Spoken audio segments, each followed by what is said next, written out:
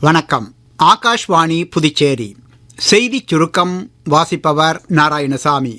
பிரதமர் திரு நரேந்திர மோடி நாளை அயோத்தியில் ராமர் கோவில் கட்டுமானப் பணிகள் முடிந்துவிட்டதை குறிக்கும் வகையில் கோவில் வளாகத்தில் காவிக் கொடி ஏற்றி வைத்து விழாவில் உரையாற்றுகிறார். நாளை மாலை அவர் ஹரியானா மாநிலம் குருஷேத்ரா சென்று சீக்கிய குரு தேஜ் பகதூரின் 360வது தியாக தின விழாவிலும் கலந்து கொள்கிறார்.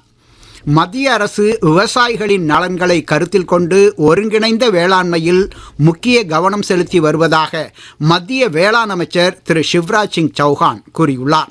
இன்று புதுடில்லியில் 6வது சர்வதேச அக்ரோனமி காங்கிரஸ் மாநாட்டின் தொடக்க விழாவில் அவர் உரையாற்றினார். வரும் 26ஆம் தேதி அரசியல் சாசன தினம் நாடு முழுவதும் அனைத்து பஞ்சாயத்து ராஜ் அமைப்புகள் மற்றும் ஊரக உள்ளாட்சி அமைப்புகளால் முழுமையாக கடைபிடிக்கப்படுவதை மத்திய பஞ்சாயத்து ராஜ் அமைச்சகம் ஒருங்கிணைத்து உறுதிப்படுத்த உள்ளது. புதுச்சேரியில் இதுவரை 95.61% SIR கணக்கெடுப்பு படிவங்கள் வாக்காளர்களுக்கு வழங்கப்பட்டு 57.66% படிவங்களின் தரவுகள் டிஜிட்டல் மயமாக்கப்பட்டுள்ளதாக மாநில தலைமை தேர்தல் அதிகாரி திரு ஜவஹர் தெரிவித்துள்ளார்.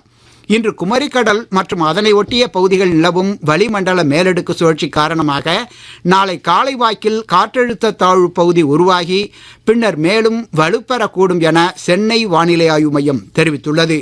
மும்பையில் இன்று காலை காலமான முதுபெரும் திரைப்பட நடிகர் தர்மேந்திராவின் இறுதிச் சடங்குகள் அவரது மனைவி ஹேமமாலினி, மகன் சன்னி தியோல், மகள் ஈஷா உள்ளிட்டோர் முன்னிலையில் மும்பையில் உள்ள பவன் ஹன்ஸ் மயானத்தில் இன்று மாலை நடைபெற்றன.